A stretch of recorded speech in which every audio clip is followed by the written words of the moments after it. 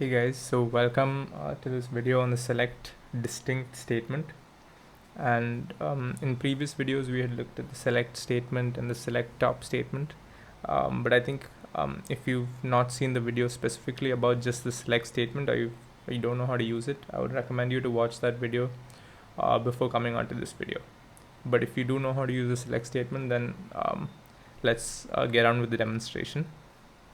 So coming to my SQL tool, just so people who are on Windows are clear, I'm using SQL Server on a Mac, and to do that I'm using Azure Data Studio, and I have a detailed installation guide on that, which I'm going to put up in the top right corner for those on Mac and who want to get started.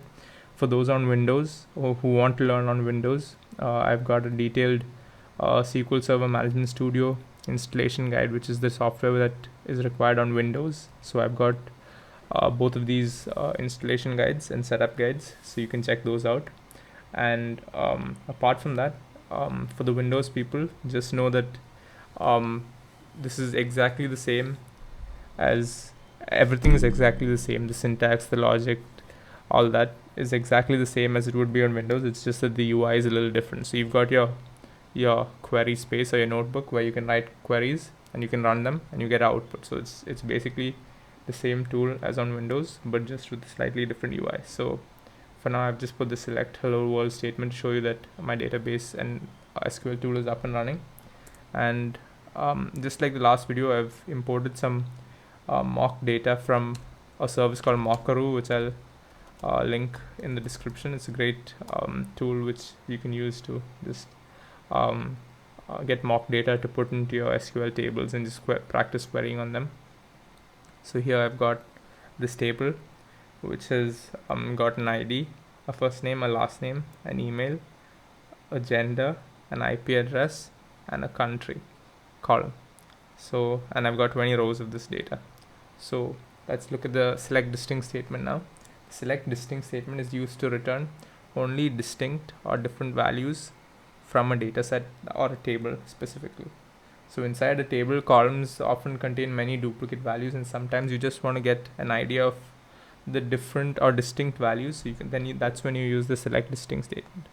So suppose I wanted to know how many unique first names I had in this first name column. So what I would do is I would write select distinct and then the column name which I wanted to find distinct data on. So here I would put first name and run. So here I've got just the first names, and I've got 20 of them, which is the same number as the rows, which tells me that everybody has distinct names. There's no people with the same names in this data set. So that is to be expected in such a small data set. But where we can test this out is if you look at the gender column. So gender is a concept that would repeat. So if you wanted to just for theoretical purposes find out the number of types of gender, we can use select distinct and then we write gender and we run. So here we get only the distinct data types which exist in this column. So there's male, female, and gender fluid. So that's in a nutshell how distinct works. And another important thing to know is that you can also use multiple columns.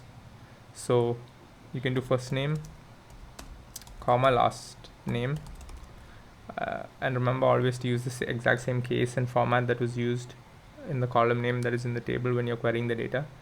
So here what happens is we get every single combination of name. So how this would work on other tables is that basically if the combination of the first name and the last name was unique, it would be listed.